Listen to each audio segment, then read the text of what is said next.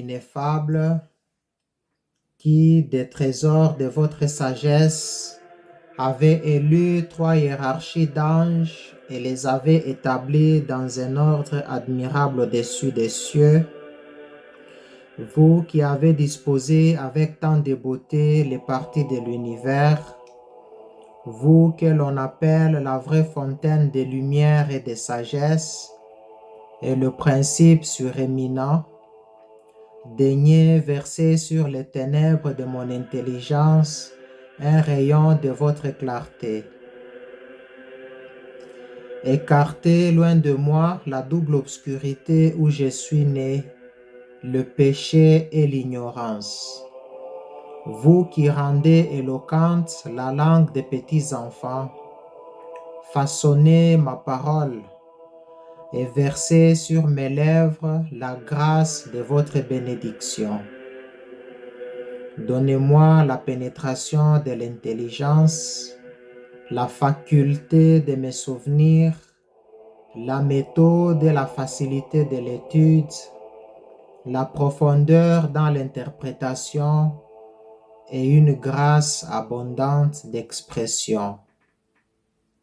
Fortifiez mon étude, dirigez-en le cours, parfaites-en l'issue, vous qui êtes vrai Dieu et vrai homme, et qui vivez dans les siècles des siècles. Amen. Amni anaranirai, sini zanaka, sini fanai masina. Mes frères et sœurs congolais, mes bien-aimés, bonjour ou bonsoir selon votre fuseau horaire. C'est encore moi, Raphaël, le penseur libre de la République démocratique du Congo, le lanceur d'alerte. La prière de saint Thomas d'Aquin que nous venons d'écouter met un accent particulier sur la double obscurité qui caractérise l'humanité, qui caractérise les hommes de façon générale ou qui caractérise les Congolais en particulier, à savoir le péché et l'ignorance. Et aujourd'hui, j'aimerais articuler mon propos autour de 3 axes. Donc, je vais joindre à l'ignorance et au péché le 3e point, qui est celui de l'inaction. Donc, ce sont les 3 points qui caractérisent les Congolais de façon générale. Au premier point, je vais parler de l'ignorance. Après, je parlerai du péché pour finir avec l'inaction. Mes frères et sœurs congolais, mes bien-aimés, le Congo, c'est comme notre maman, c'est comme notre mère. Beaucoup disent souvent la mère patrie. La République démocratique du Congo, c'est notre maman. Et notre maman est en train d'être violée. Donc, c'est quelque chose que les gens ne peuvent pas tolérer. Si vous arrivez chez vous, vous trouvez que votre maman est en train d'être violée. Vous devez prendre des mesures. Vous devez trouver des stratégies pour essayer de sauver votre maman. Surtout si ceux qui sont en train de la violer sont plus forts que vous. Donc, ceux qui sont en train de violer la République démocratique du Congo, qui sont en train de voler notre mère patrie, qui sont en train de violer notre maman, semblent être plus forts que nous. C'est la raison pour laquelle nous devons trouver des stratégies pour essayer de sauver notre maman, pour essayer de sauver notre mère patrie, la République démocratique du Congo. Vous avez vu comment les Ukrainiens comment ils ont agi. Il y a les Ukrainiens qui ont quitté les pays voisins. Ils sont d'autres pays à l'extérieur. Les Ukrainiens qui vivaient en dehors de leur pays sont retournés dans leur pays pour défendre leur mère patrie.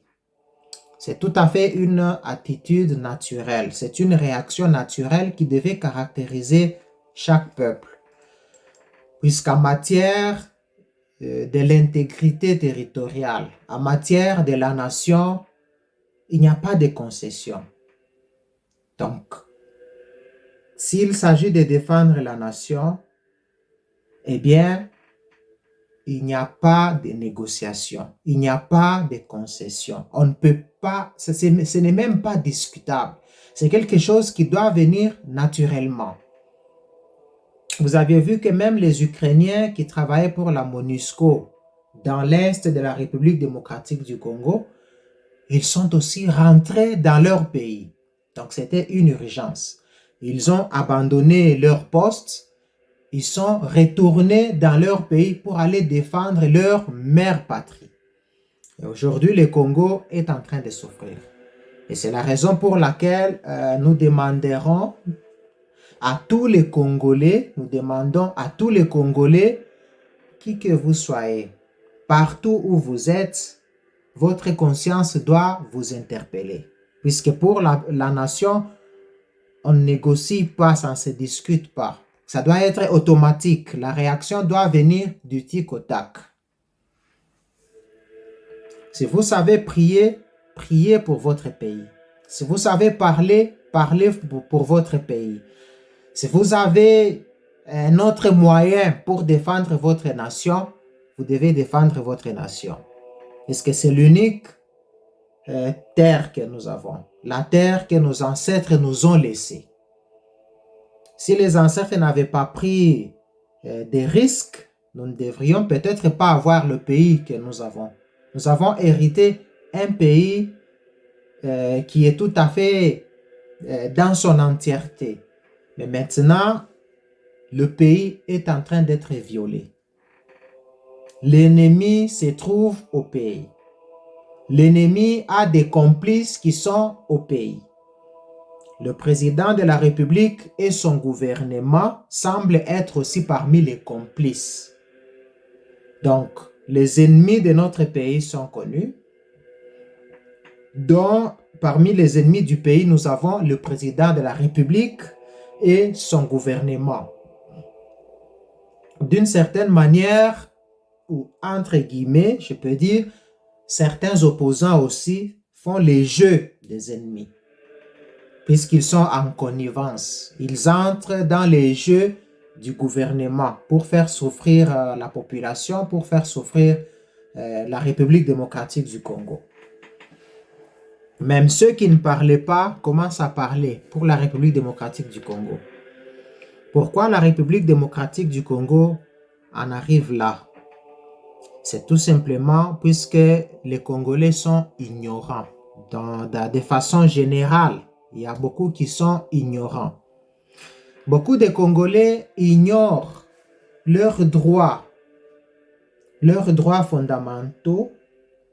Par exemple, le droit de défendre la nation coûte que coûte. Les Congolais ignorent. Il y a beaucoup de choses qui se passent dans beaucoup de pays dans le monde. Quand les choses ne vont pas très bien, dans d'autres pays du monde, les gens essayent de trouver des solutions pour leur pays. Ils essayent de voir quelles sont les issues des sorties de crise, comment arriver à résoudre nos problèmes. Mais le Congolais, lui, pour résoudre ses problèmes, il va se réfugier en Dieu. Il dit tout ce que nous connaissons dans notre pays, tout ce que la République démocratique du Congo est en train de connaître, c'est la volonté de Dieu.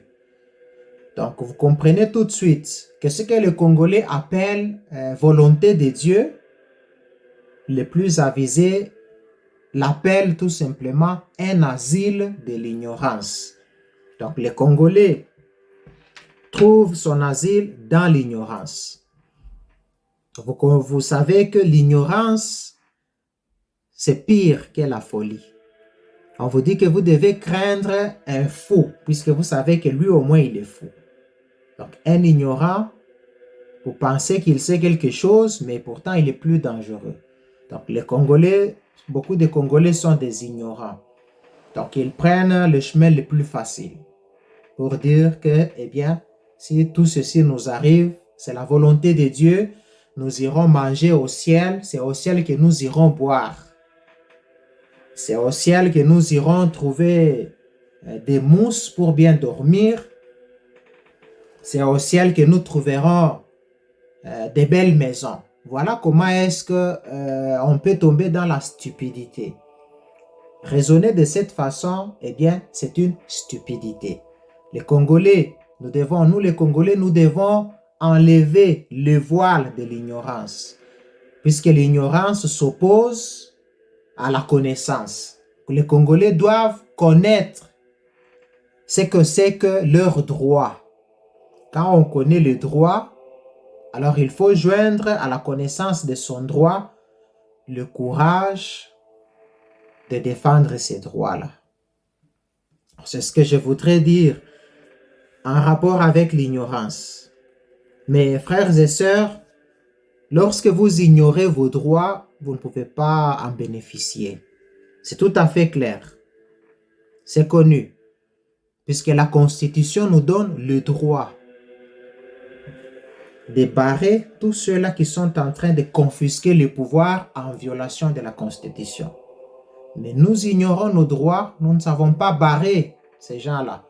Et quand on ne le fait pas, on les laisse continuer, on les laisse avancer, on les laisse faire des bêtises. Tout simplement puisque nous ignorons nos droits. Donc nous devons essayer de nous réveiller. Mes frères et sœurs congolais, essayons d'ouvrir grandement nos yeux. Soyons vigilants, soyons attentifs. Puisque l'ignorance tue. Et c'est ce que la Bible même dit. Mon peuple périt, mon peuple meurt. Mon peuple périt par manque de connaissances. Nous devons chercher à nous instruire. Nous devons chercher à comprendre quel est notre droit et comment arriver à le défendre. Ça, c'est très important. Il faut y réfléchir. Cette ignorance, nous la retrouvons même au sein de nos politiciens. Dans le sillage de nos politiciens, nous trouvons aussi cette ignorance-là. Puisque mes frères et sœurs, lorsqu'on commence à élire les députés, si vous observez très bien, ceux qui passent, c'est souvent les petits commerçants. Commerçants entre guillemets, ce sont des marchands. Ceux qui vendent les haricots d'un certain point vers un autre point. Ceux qui vendent du maïs, ceux qui vendent le cacahuètes, les arachides, ceux qui vendent des choses dans des villages, ce sont des petits commerçants, des marchands. Ils ont des moyens, ils peuvent arriver à corrompre leur base. Et ils se font voter, puisqu'ils achètent des pagnes, ils achètent des polos, ils achètent des chapeaux pour la population. Comme la population est affamée, la population pense, voilà, au moins lui, il nous a donné quelque chose. Pourquoi ne pas voter pour lui? Lui, il est au moins reconnaissant. Et c'est comme ça que notre peuple est prêt à voter pour les commerçants. Il y a d'autres qui ont des boulangeries, qui jettent des pains à la population. Et quand la population a mangé, la population dit au moins lui, il nous a nourris. Quand il va entrer en politique, peut-être que lui au moins continuera à nous nourrir. Et c'est comme ça que beaucoup de politiciens sont votés et ils se retrouvent en politique sans avoir la base, sans avoir les notions élémentaires de la politique. Beaucoup de gens entrent en politique sans savoir qu'est-ce que c'est que la politique. Et l'appétit venant en mangeant, ils peuvent apprendre des choses comme autodidactes, ils peuvent se laisser former jusqu'à peut-être arriver à se mettre à la page. Et ce sont les plus courageux qui le font. Je prends l'exemple de Joseph Kabila lui-même. C'est juste un coup du hasard Suite à un coup du hasard, Joseph Kabila s'est retrouvé président de la République. Laurent Désiré Kabila meurt. La chance tombe sur Joseph Kabila. Il se retrouve en politique. Il est devenu président. Il devient l'autorité morale d'un parti politique. Il est le chef, le leader. Mais il n'était pas préparé à cela. Il n'avait même jamais rêvé qu'il serait président un jour. Bon, maintenant, comme il est président, lui au moins il a le courage, il est allé se faire former. Il s'est fait instruire. Il a étudié. On nous dit qu'il a eu un diplôme tout en étant déjà dans la politique. Moïse Katumbi a eu aussi un diplôme tout en étant dans la politique. Jean-Marc Akabund a eu un diplôme tout en étant dans la politique. Tambo Eliezer, Ngoïka Sanji, ils sont nombreux, les plus courageux. Les plus courageux essayent de s'instruire. Ils se laissent former, ils étudient. Puisque quand on étudie, on essaye de comprendre, de voir les choses autrement. On voit les choses d'une autre manière. On s'approche de plus en plus de la vérité.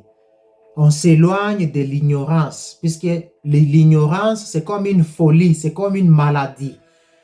À force de s'instruire, à force d'étudier, on devient une personne civilisée, une personne caractérisée par le bon sens. On essaye de côtoyer à travers les écrits des grandes personnalités, les gens qui ont fait l'histoire, les gens qui ont bâti le monde. On essaye de les rencontrer, on essaye d'avoir un bagage normal. On peut vivre comme une personne civilisée. Ce sont les plus courageux qui étudient tout en étant en politique. Mais les petits commerçants, là, est-ce que vous pensez que tous ont le temps d'étudier? Ce sont des gens qui sont là pour les affaires, puisque leur business désormais ne souffrira plus de quelques contraintes que ce soit. Ils ne vont peut-être pas payer des taxes, ils vont se faire du fric de façon facile.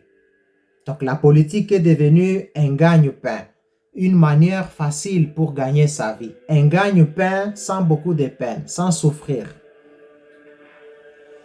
Donc ils sont là. Ils ne peuvent pas participer normalement dans des hémicycles. Ils sont là dans des hémicycles comme des enjoliveurs. Quand on demande qui est pour, le monsieur est pour. Qui est contre, le monsieur est contre. Et qui s'abstient, le monsieur s'abstient. Et ils sont nombreux. Qui sont pour, ils sont là. Qui sont contre, ils sont là. Qui s'abstiennent, ils sont là. Donc à tous les coups, ils ne savent pas comprendre. Ils ne comprennent pas puisqu'ils vivent dans l'ignorance. Ils n'ont pas été instruits, ils n'ont pas le temps de se cultiver tout en étant en politique. Donc, ces enjoliveurs, comme je les appelle, ils sont peut-être 80% dans notre Parlement. Ils sont peut-être 80%. Il y a les bons parlementaires, des gens qui ont un bagage consistant, les gens qui ont étudié normalement, ils sont là.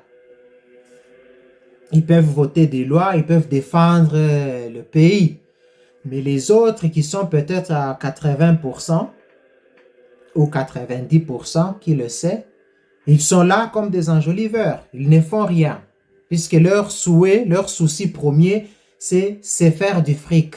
C'est faire de l'argent facile. Et c'est comme cela, c'est la raison pour laquelle ils se font corrompre à souhait. Nous nous plaignons que les députés gagnent assez d'argent. Mais c'est l'argent de la corruption. Ils sont là pour ça. La politique, c'est leur business. Ils n'ont pas de choix. Ils sont là. Quand on leur brandit le billet des banques, eh bien, ils s'en foutent. Ils s'en foutent du pays. Ils ne peuvent pas défendre leur maman qui est en train d'être violée. La mère patrie. Puisque le pays, c'est notre maman. Si votre maman s'est fait violer, qu'est-ce que vous pouvez dire? Si c'est vous le responsable, c'est vous le représentant de la famille. Vous les députés, vous êtes comme le représentant de la famille. Votre maman est en train d'être violée. Et les violeurs vous donnent de l'argent. Et vous vous taisez. Ça, c'est vraiment regrettable. Donc, l'ignorance, c'est quelque chose qu'il faut combattre. Il faut combattre excessivement l'ignorance. Mes frères et sœurs, nous devons comprendre que notre pays a besoin des gens qui s'instruisent. Vous êtes dans le Parlement. Vous avez tous les moyens, vous avez la possibilité, vous êtes bien rémunéré. Pourquoi ne pas continuer à vous instruire, à étudier? J'ai donné l'exemple de Joseph Kabila et des autres qui ont eu des diplômes. Dieu seul sait s'ils ont bien étudié. Puisque quand quelqu'un étudie bien, il doit aussi montrer des fruits.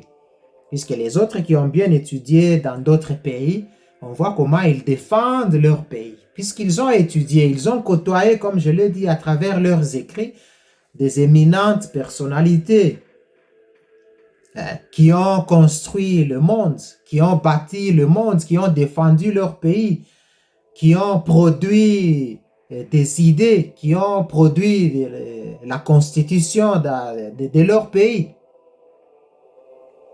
Eh bien, nos politiciens qui ont étudié tout en étant en politique, Dieu seul sait s'ils ont bien étudié ou pas. Leurs études, c'est seulement une couverture pour que l'on dise qu'ils ont étudié. Dieu seul sait. Puisque quelqu'un qui a étudié, eh bien, il doit avoir le bon sens. C'est quelqu'un qui est cultivé. C'est quelqu'un qui est, donc, qui est sincère. C'est quelqu'un qui s'est instruit. Il s'est approché. Il s'approche de la vérité. C'est quelqu'un qui devra, en principe, faire le bien. Donc, nous disons ici que nous ne savons pas. C'est Dieu seul qui sait. C'est ceux qui ont étudié tout en étant en politique. S'ils ont bien étudié ou pas, nous laissons à Dieu seul dans.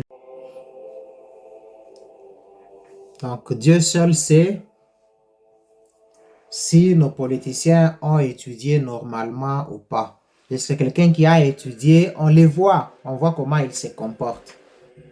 Et c'est le conseil que nous pourrions aussi donner à Félix, si lui aussi peut emboîter le pas des autres, qu'il se laisse un peu former. Puisqu'il est ignorant. Les gens peuvent penser qu'il sait ce qu'il fait. Et pourtant, il ignore beaucoup de choses. Nous demanderons à ce que lui aussi se fasse former, qu'il puisse étudier les sciences politiques, qu'il puisse aussi côtoyer des grandes personnalités qui ont changé le monde. Donc ça, c'est un conseil que nous pourrions donner à Félix Tshisekedi, qu'il puisse suivre l'exemple des autres. À la place de voyager bêtement, inutilement, il peut aussi s'asseoir et étudier un peu. Puisque les gens peuvent croire que le président travaille. Et pourtant, c'est un ignorant. Donc, vous savez que l'ignorant est plus dangereux qu'un fou. Vous pensez que Félix est un homme normal, il est là, il travaille, et pourtant, il ne connaît rien. Vous le voyez quand il intervient, même dans ses interviews, il y a toujours des insuffisances. Vous avez vu sa prise de parole à l'ONU, mais c'était des bavassages d'un pleurnichard. Donc c'est quelqu'un qui est là. S'il avait étudié, il pouvait comprendre certains enjeux. Il n'allait pas se laisser manipuler comme un ballon. Kabila les tire ici, Kagame les tire là-bas, les autres du roi, je ne sais pas, du Kenya et autres sont en train de les tirer à gauche et à droite comme un ballon. Donc s'il avait étudié, il pouvait peut-être avoir des stratégies. Il pouvait quand même savoir qu'un dirigeant tel, dans ce cas, dans un tel contexte, il avait agi de cette façon-là. Alors, il faut vraiment que Félix arrive à se cultiver, puisqu'il est plus dangereux qu'un fou, ce garçon-là. Donc, quelqu'un qui trahit le Congo, qui laisse faire violer notre maman, ne mérite pas notre respect.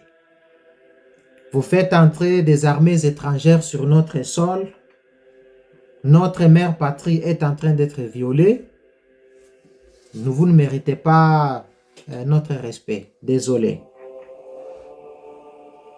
Et puis, l'ignorance fait que les Congolais ne respectent pas l'article 64. L'article 64 est tout à fait clair. C'est l'article qui nous donne l'autorisation. Nous avons le droit d'agir. Si un groupe d'individus confisque les pouvoirs et l'exerce en violation de la Constitution, nos dirigeants, ils sont en train de violer la Constitution chaque jour. Vous avez suivi ce que Jean-Marc Kabunda a révélé. Il a avoué dernièrement ici, avant qu'il ne soit jeté en prison. On ne sait même pas s'il y est toujours ou pas.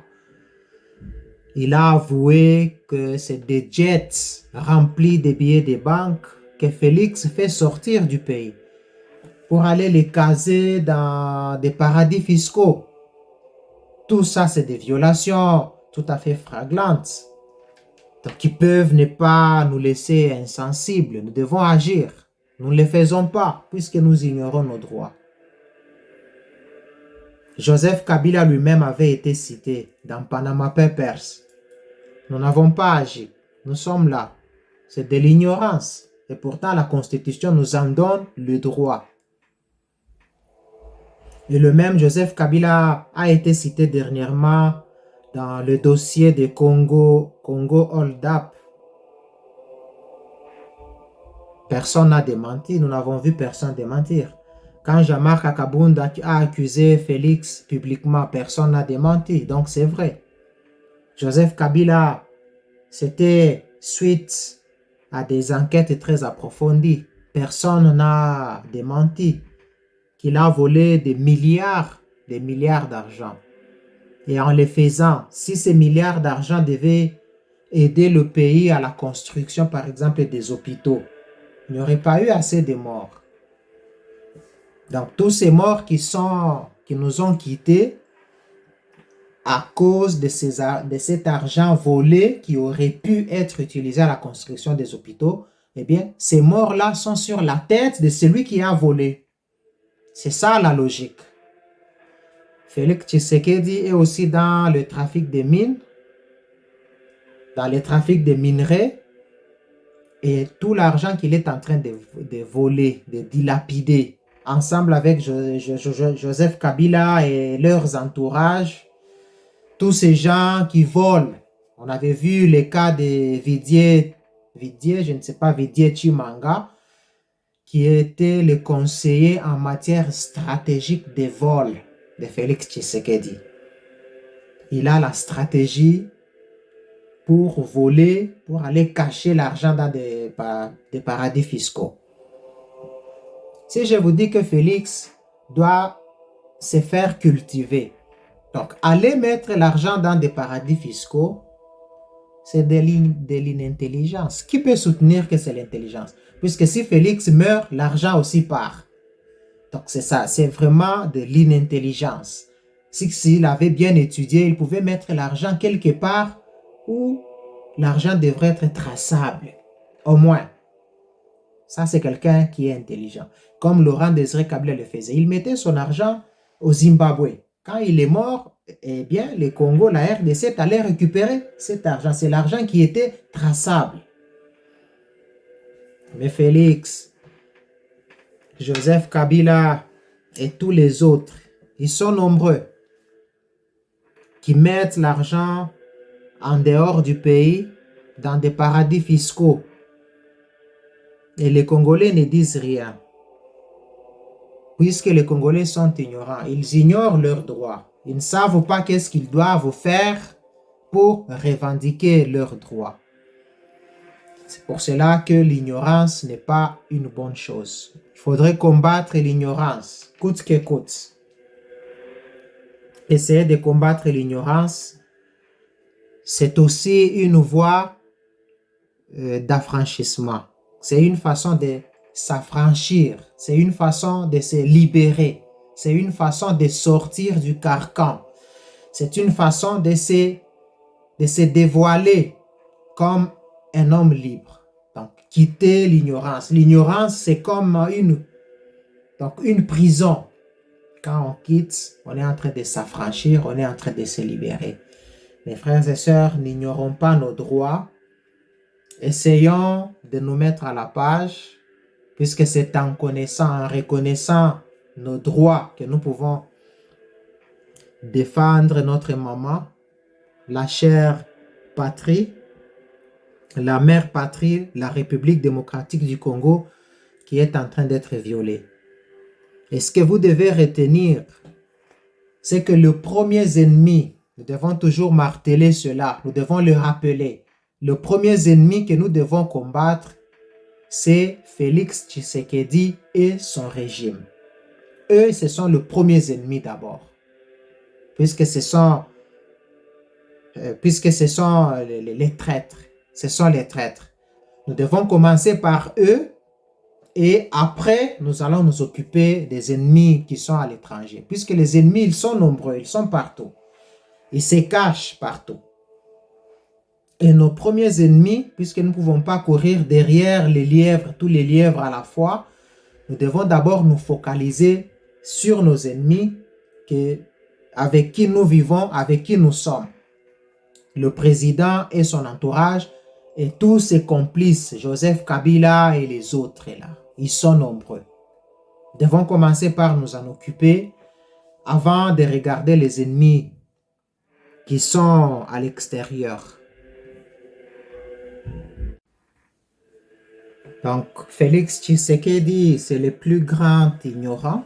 Il ignore beaucoup de choses. Vous avez vu, quand il a parlé à l'ONU, c'était juste pour la consommation de ses fanatiques. Les gens ont applaudi.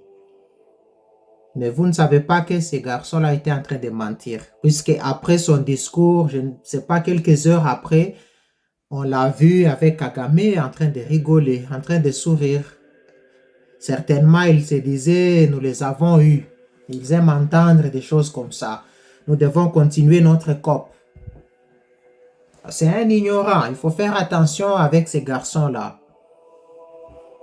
Je ne pense pas qu'il soit là au pouvoir pour le bien de la population. Donc, c'est quelqu'un qui fait trop de mal au pays. Et nous devons rester très vigilants. Si nous aimons Félix, nous devons l'enlever, le faire partir. Ça, c'est une façon de l'aimer. C'est une façon de le sauver. Parce que quand quelqu'un est fou, il ne sait même pas qu'il est fou. Pour l'aider, eh bien, c'est le mettre en dehors, hors d'état de nuire. Et c'est tout ce qu'on veut faire de Félix. Si les partisans de l'UDPS, les fanatiques de Félix, pensent que nous le disons puisque nous n'aimons pas Félix, c'est bien, ils se trompent. Il y a beaucoup qui disent que toute autorité vient de Dieu, mais l'autorité de Félix ne vient pas de Dieu. L'autorité qui vient de Dieu, c'est quand on dit la voix du peuple, c'est la voix de Dieu. Mais pour le cas de Félix, on ne peut jamais dire la voix du peuple et la voix de Dieu, puisque la voix du peuple avait choisi Martin Fayulu.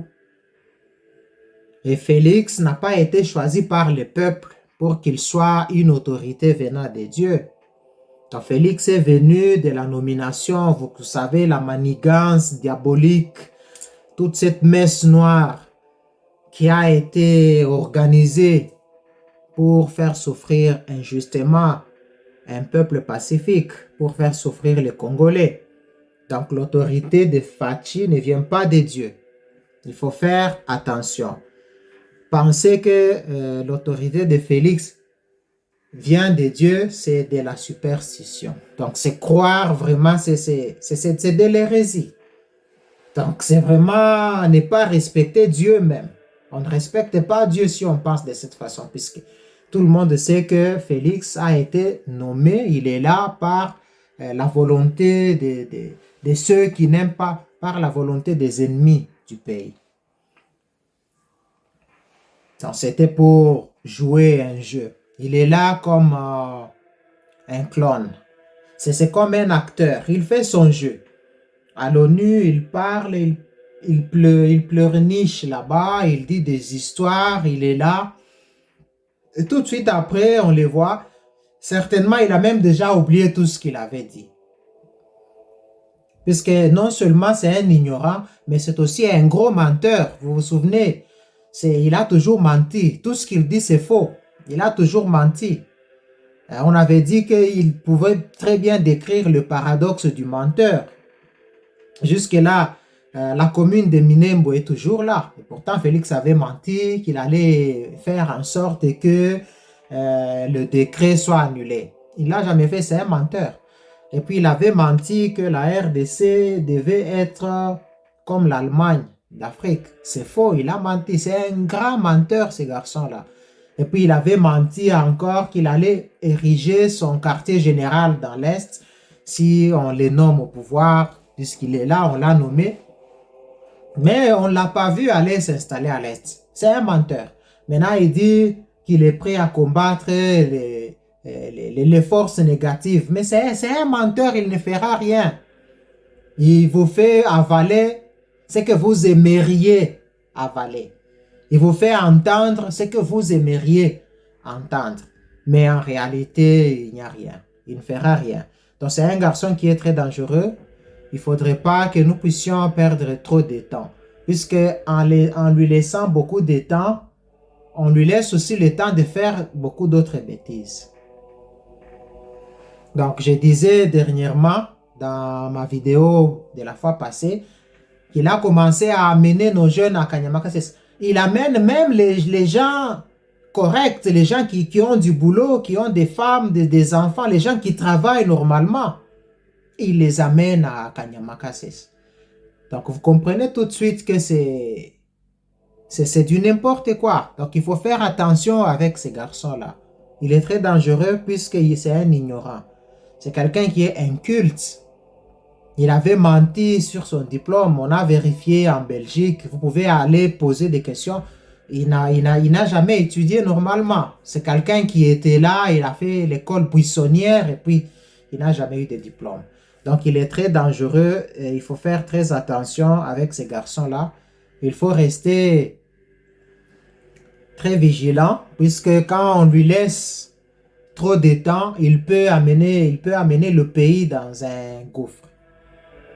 Donc nous disons que tous les mal et les désordres qui se passent au pays, Félix est encore aussi complice. S'il y a beaucoup de Kuluna, eh bien c'est puisque Félix et Kabila et les autres ont volé l'argent qui devait aider ces Kuluna-là à s'asseoir sur le banc de l'école. Et cet argent a été volé. Et la conséquence, vous la voyez. Et ce sont les Kuluna qui sont en train de tuer maintenant les policiers. C'est du désordre puisque le pays est ingouvernable.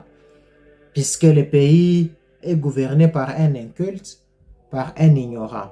Donc l'ignorance n'est pas une bonne chose. D'ailleurs, l'ignorance peut s'apparenter au péché. Donc c'est ça le point que je voudrais aborder. Le point suivant concerne le péché. Donc notre deuxième point concerne le péché. Je ne voudrais pas donner tout un cours puisque parler du péché, ça peut être un cours très vaste puisqu'il y a des ouvrages sur le péché. Mais en bref, nous disons que le péché caractérise notre peuple, nos dirigeants. Si nous voyons le péché comme une faute contre la raison, donc une faute contre la vérité, une faute contre la conscience droite, donc un manquement à l'amour véritable. Puisque l'amour véritable voudrait que les gens puissent s'aimer les uns les autres. Aimez-vous comme je vous ai aimé. Aimez-vous les uns les autres. Donc, celui qui fait ce manquement-là à l'amour, c'est celui-là qui vit dans le péché. Et le péché, on peut le comprendre par sa double dimension. Donc le péché a toujours deux dimensions. Qu'on pêche contre Dieu et contre les humains. Donc les Congolais vivent dans le péché par le fait que il ne respecte pas le prochain. Le dirigeant ne respecte pas le prochain. Il ne respecte pas la règle d'or. Ce que vous n'aimeriez pas que les gens fassent contre vous, ne le faites pas aux autres. Donc Félix n'aimerait pas qu'on les laisse affamés. Il n'aimerait pas qu'on les laisse sans les besoins de première nécessité. Mais c'est justement ce que lui fait contre la population congolaise. La population congolaise manque de tout. La population est devenue comme la poule d'Adolf Hitler. On déplume la poule, on lui donne du grain, la poule commence à suivre fidèlement la personne qui l'a déplumée, qui lui a ôté toute la dignité. Et c'est ce que la population est en train de faire. Quand Félix passe, Fachi béton, béton, béton. Mais vous êtes en train d'applaudir quelqu'un qui ne vous aime pas. Thomas Sankara avait dit, mieux vaut l'eau potable pour tout le monde que du champagne pour quelques-uns. Félix est en train de donner des bonnes choses seulement à son entourage, à sa famille, aux gens qui sont autour de lui, à un groupuscule qui sont avec lui. On les voit quand ils voyagent dans des jets privés, ils boivent du champagne. Ils sont en train d'insulter même les gens. Ceux qui meurent, eh bien qu'ils meurent, nous, ça ne nous regarde pas. Voilà comment nous sommes choyés, nous sommes gâtés. Donc, ils sont là, ils parlotent.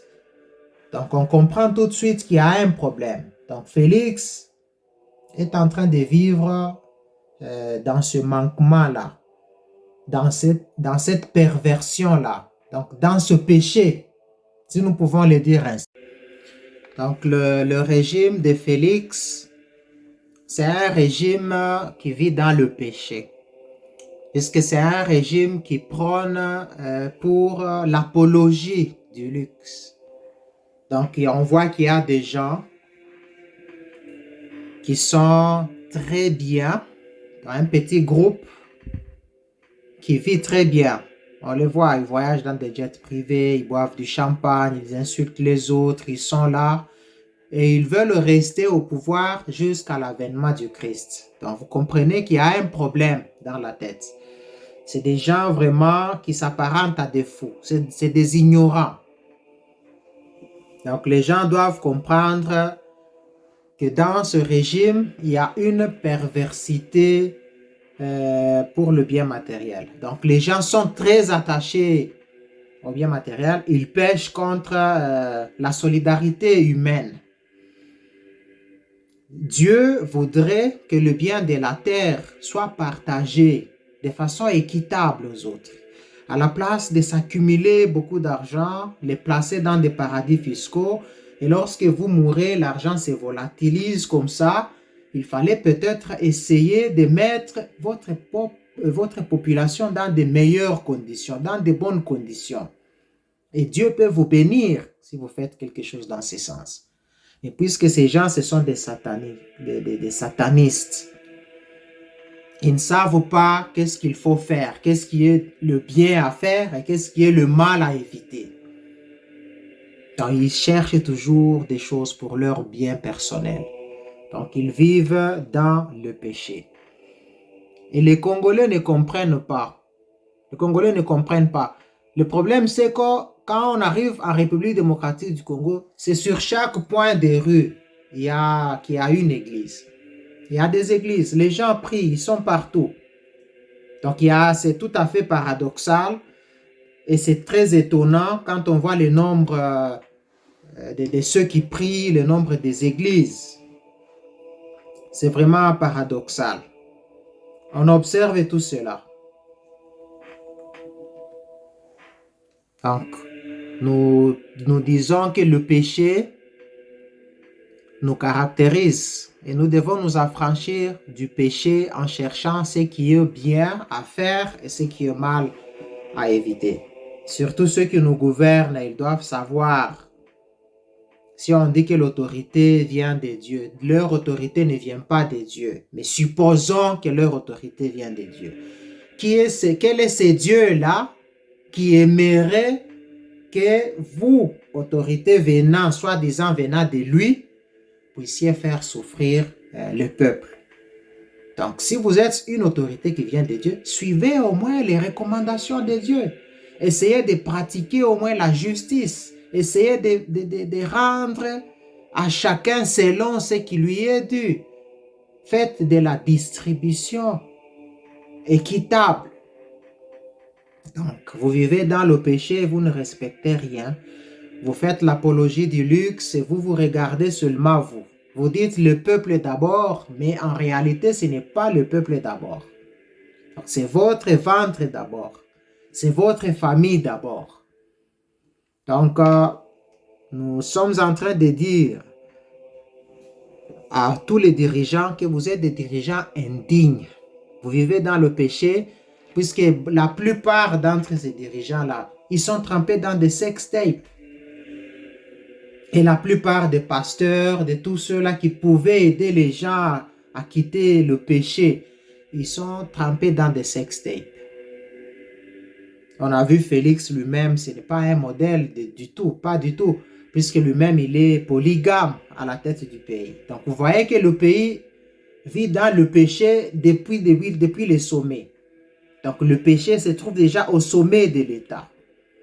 On a un président polygame, on a un président qui ne fait pas le travail correctement, on a un président inculte, ignorant, qui ne fait rien. Il est là seulement en train de s'enrichir. Et c'est la raison pour laquelle nous avons pris la décision de prendre le troisième point, puisque c'est la solution. Le troisième point, c'est l'inaction qui caractérise notre peuple. Nous voulons opposer l'inaction à des actions. Donc, il faut que nous puissions sortir de notre état de l'inaction pour que nous puissions commencer les actions. Puisque si nous ne faisons rien, ces ignorants, ces incultes-là, qui vivent dans le péché, ils vont continuer. Si on ne les arrête pas, si on ne les stoppe pas, ils vont continuer à aller de mal à mal, de mal en pis. Ils vont toujours faire toujours le mal, puisque ce sont des gens qui vivent dans le péché. Ou est-ce que vous avez déjà vu quelqu'un qui vit dans le péché et il est en train de faire le bien? C'est très rare. C'est très rare. Donc, le péché, c'est le mal. Si on vous dit que du mal peut sortir du bien, il faut réfléchir 2 fois.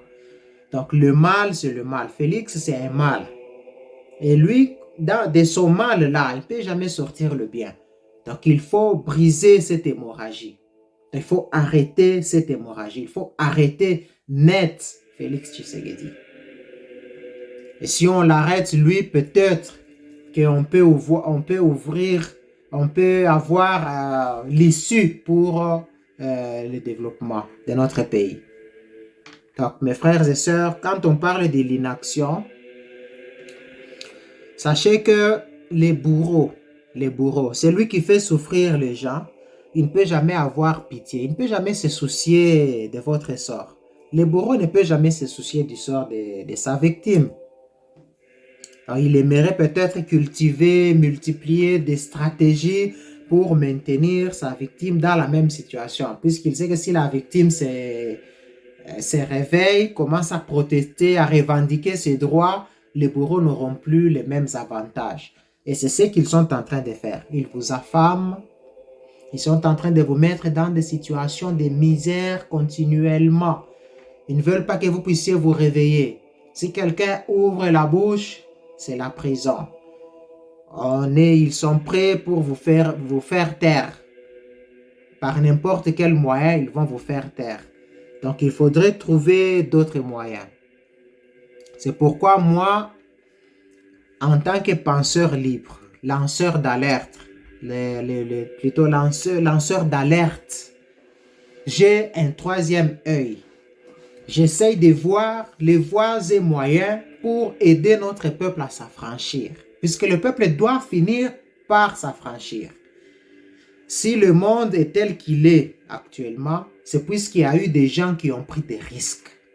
Donc, si vous ne prenez pas de risques, vous allez souffrir du berceau jusqu'à la maternité. Donc, du berceau de la maternité jusqu'à la tombe. Toute votre vie sera la souffrance. Puisque ces bourreaux-là, ils sont en train de préparer leurs enfants. Leurs enfants viendront avec la marque indélébile du mal. Ils vont faire souffrir vos enfants. Et cela va durer. Donc, il faut que vous puissiez comprendre que si vous ne prenez pas de risques, puisque de toutes les façons,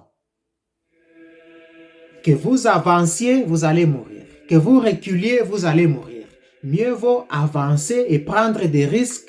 Peut-être que ces risques-là peuvent aider à faire changer les choses. Même si vous mourrez en prenant des risques, eh bien, vous aurez la récompense du Dieu Tout-Puissant. Vous aurez la récompense de la population. Votre nom sera gravé dans le livre d'histoire, comme le nom de Mouzé Laurent Désiré Kabila, comme le nom de Laurent Désiré Kabila et de... que dis-je? Le nom de Laurent Désiré Kabila et de Patrice Emery Lumumba. Ils ont pris les risques. Donc, c'est ça l'attitude que nous devons avoir. Nous ne devons pas rester insensibles. Nous devons utiliser la faiblesse de ceux qui nous gouvernent. Puisque eux, ils nous étudient. Pour faire la politique, il faut connaître l'homme. Ils nous connaissent. Ils savent que le peuple a peur de ceci et de cela. Le peuple a peur de ceci et de cela. Ils savent. Et nous aussi, nous devons les connaître. Nous les connaissons déjà. Pendant qu'eux nous étudient, nous aussi, nous les étudions, puisque nous les connaissons maintenant très bien. Nous devons utiliser leurs faiblesses. Vous savez que quand ils se déplacent, ils sont entourés de gardes, une multitude de gardes. Eux et leurs membres de famille, de quoi ont-ils peur? Donc, il y a une faiblesse là-dedans. Donc, on comprend qu'ils ont peur de nous. S'ils n'avaient pas peur de la population, ils allaient se déplacer comme Laurent Désiré Kabila le faisait, puisque Kabila s'arrêtait, il mangeait des mangues avec la population. Il buvait la tisane en cours de route.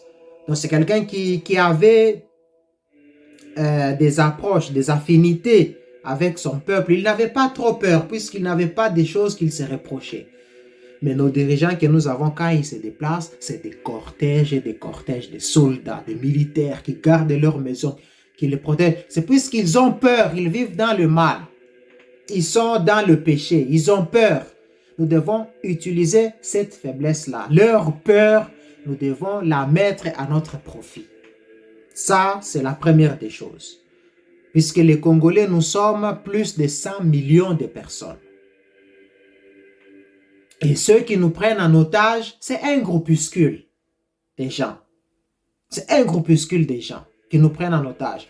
Donc, nous devons utiliser notre force. Le nombre que nous sommes, c'est déjà notre plus grande force.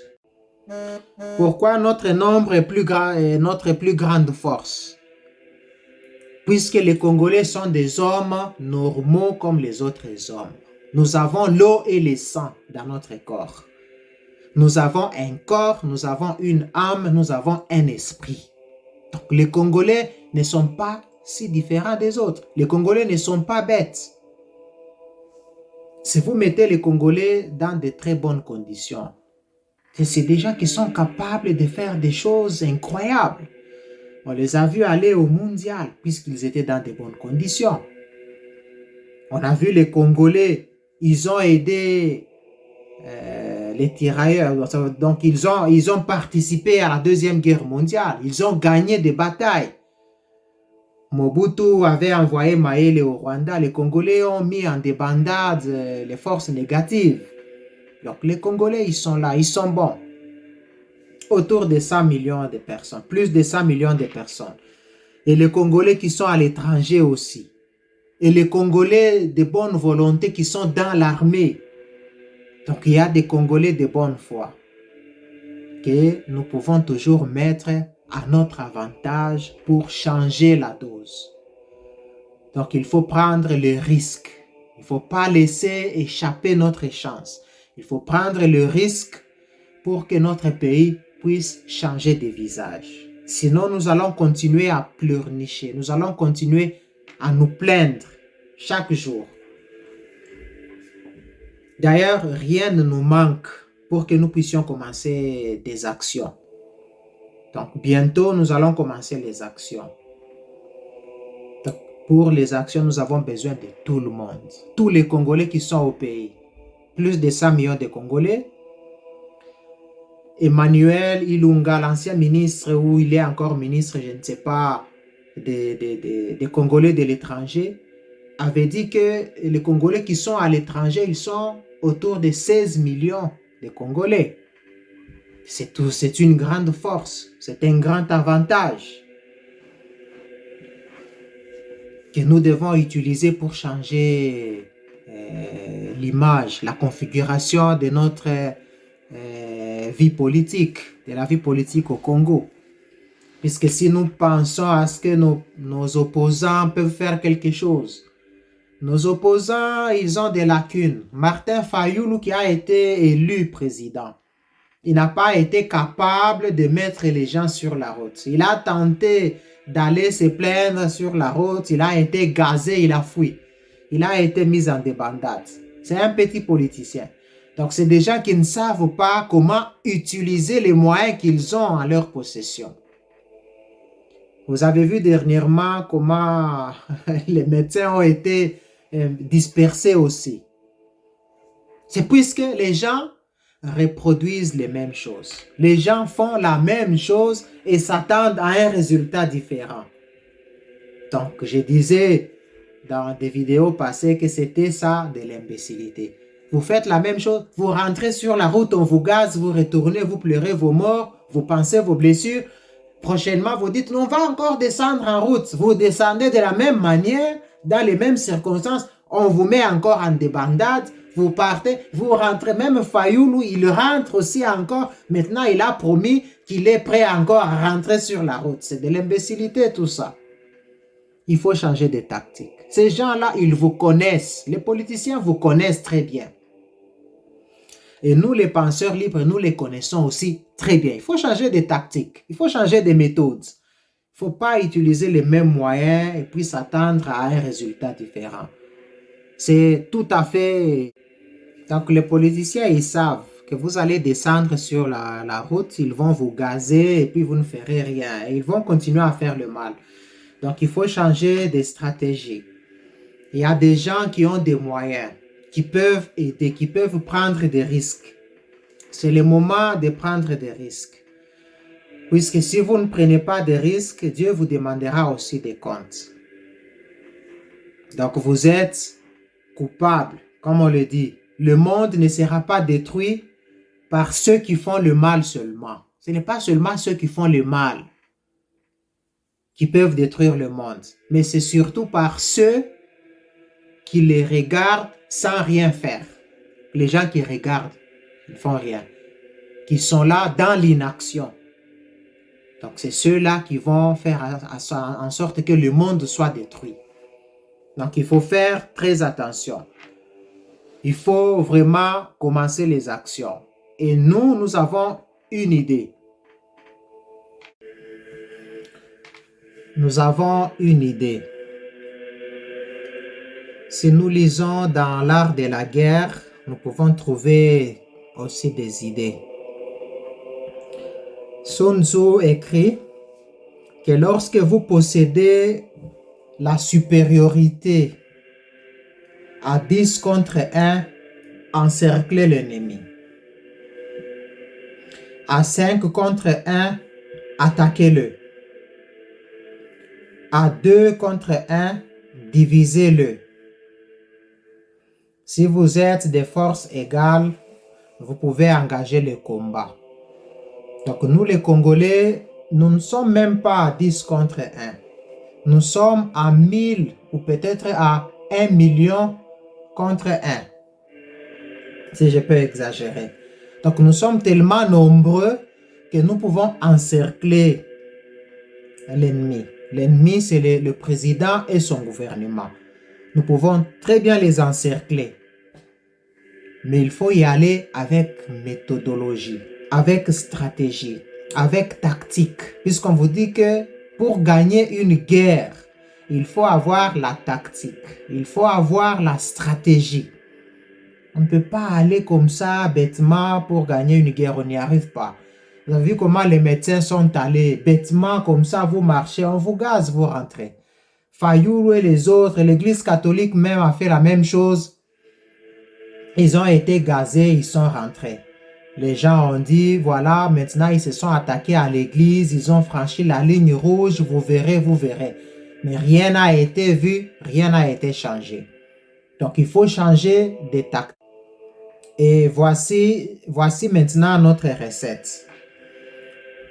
Utiliser la faiblesse de l'ennemi. Vous avez vu comment ils ont reculé face à cette maman qu'on appelle Union Saleté. Donc c'est maman Marie. C'est pas Marie Missam ou je ne sais pas qui encore. Marie, je ne sais pas qui. La maman là, la vieille a été arrêtée. La maman, on l'appelle Union Saleté. Puisque c'est elle qui voulait frapper Mbosso, qui s'attaque aussi puisqu'elle combat. Elle fait partie, je ne sais pas de quel parti politique. Ils ont reculé, puisque ce sont des humains aussi. Ils réfléchissent. Donc, nous pensons que si nous prenons ces mamans Union Saleté là, même 1000 mamans Union Saleté, Martin Fayoulou peut très bien sensibiliser de telles mamans. Les mamans de tel calibre, les rassembler et prendre toutes les autres personnes vulnérables.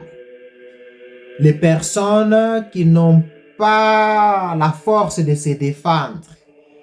Les gens qui sont fragiles, les petits enfants, les vieilles femmes, même 1000 personnes, les mettre à la ligne d'attaque. Et quand ces gens-là vont avancer et mettre derrière ces gens-là les personnes fragiles. Donc on commence avec les vulnérables.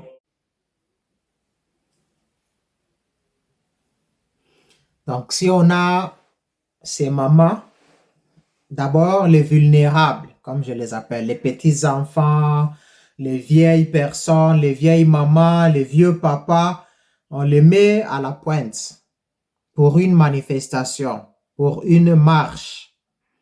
Et après, les personnes fragiles, donc nos mamans, les femmes, les jeunes femmes, peuvent suivre en appui. Et les caméras du monde entier seront braquées sur cette marche-là pour voir comment est-ce que ces sataniques vont tuer les personnes fragiles. Ils n'ont pas réussi à tuer l'unique maman Union Saleté. Maintenant, on leur donne 1000 unions maman Saleté. Donc, ces personnes fragiles là-bas, les vulnérables, on les met sur la route. Et puis, on met les mamans, les femmes, nos mamans et les jeunes femmes en appui. Même les soldats qui peuvent gazer de telles personnes, il doit avoir vraiment un cœur plus dur que les diables, puisque les caméras du monde entier seront là-bas, en train de voir. Et puis même les soldats qui veulent tirer, il voit qu'il y a sa tante qui s'approche là, il y a sa cousine qui s'approche, il y a sa propre maman. Il ne va pas agir. Il va tourner l'arme contre celui qui l'a envoyé, puisque c'est celui-là l'ennemi. Donc vous les politiciens qui m'entendez, sensibilisez les fragiles, mettez-les sur la route. Ils ont tué, même dans l'église catholique, c'est des gens qui n'ont pas de cœur. Oh, maintenant, ils se sont attaqués à l'église catholique, ils ont franchi l'infranchissable, Rome va agir.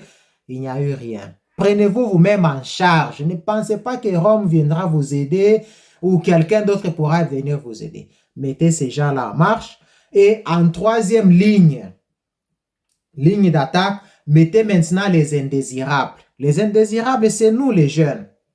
Les jeunes forts, les gens qu'on tue, on dit, ben, ce sont des drogués, ils sont en train de déranger l'ordre public, ils ont été drogués, ils ont été envoyés pour déstabiliser les institutions établies et tout. On tire sur eux vraiment sans pitié. Mettez-les en dernière position.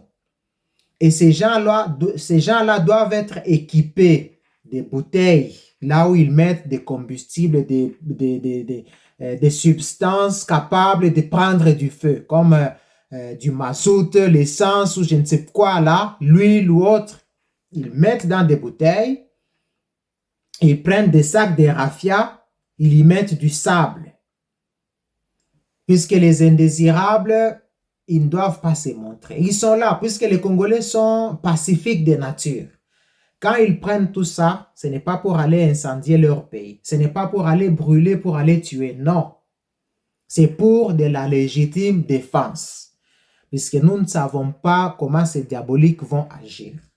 S'ils tirent sur nos mamans, ils tirent sur les vulnérables, le monde entier va voir qu'ils sont en train de commettre le crime contre l'humanité. Et quand ils le font, maintenant, les jeunes, les indésirables, comme je les appelle entre guillemets, peuvent maintenant lancer des bouteilles. Et si on tire sur eux, ils peuvent se coucher derrière des sacs de raffia pour se protéger, pour de la légitime défense. Et on verra combien de temps ces satanistes-là vont résister. Donc, il faut y aller. Mieux vaut être un lion un jour. Un lion doit aller détruire, tout casser, tout détruire pour gagner une fois pour toute la bataille. Plutôt qu'être un mouton pendant 100 ans. Être là en train de pleurnicher chaque jour. C'est comme si le sort était déjà scellé. Donc, il faut changer de stratégie. Donc, il faut y aller d'une autre manière. Il ne faut pas aller faire des marches de la même manière depuis des temps et des temps. On vous refoule, on vous fait on vous réprimande, vous retournez, vous pleurez vos morts et puis prochainement vous vous sensibilisez, vous faites les mêmes histoires de la même manière, c'est de l'imbécilité. Faire la même chose de la même manière et s'attendre à un résultat différent. C'est de l'imbécilité. Donc il faut changer les choses. Faire une marche bien organisée, puisque vous avez vos bases. Les gens vous écoutent. Les mamans sont là, même les docteurs. Il suffisait de chercher les malades un peu en forme et là, avec leur bonbonne ou quoi, leur ballon de médicaments ou quoi, ils vont aller sur la route. Est-ce que les gens là auront même le courage de tirer sur des gens pareils? Ou leurs femmes, ou leurs enfants, les femmes des médecins, les enfants des médecins, les bébés, que nos mamans aillent sur la route. On verra comment on va tirer sur elles. Puisqu'il y a une femme qui disait là, est-ce qu'il n'y a pas d'hommes au Congo? Pourquoi on ne peut pas changer des choses? Mibali bazalaka lisusu te na mboka wana. Nous aussi, nous pouvons dire la même chose. Les femmes vraiment n'existent pas dans ce pays-là, puisque les femmes sont plus nombreuses que les hommes. Les hommes sont des indésirables. Quand les hommes vont sur la route, vous voyez comment on les tue, on les gaze. Ils sont toujours dispersés. À l'aide de l'eau chaude qui chatouille, il y a des gaz lacrymogènes et autres. Donc, il faudrait que nos mamans puissent aussi prendre leurs responsabilités. Il faut changer de tactique. Il faut changer de méthode si on veut gagner cette guerre-là. Et sachez que si les Congolais s'organisent de cette façon-là, la victoire est certaine. Les Congolais vont gagner. Les Congolais vont gagner. Si les Congolais y vont de cette manière-là, ils vont gagner. Et nos ancêtres seront avec nous. Ils seront derrière nous. Les Congolais qui sont à l'étranger peuvent envoyer le soutien aussi matériel, en argent et en habits, en médicaments et autres. Un jour nous suffit pour renverser ces diaboliques, ces démoniaques, ces satanistes-là. Donc, mes frères et sœurs, voilà les 3 points que j'ai pensé aborder. J'ai pris assez de temps puisque c'était nécessaire. Il fallait que nous puissions vraiment aborder tous les 3 points.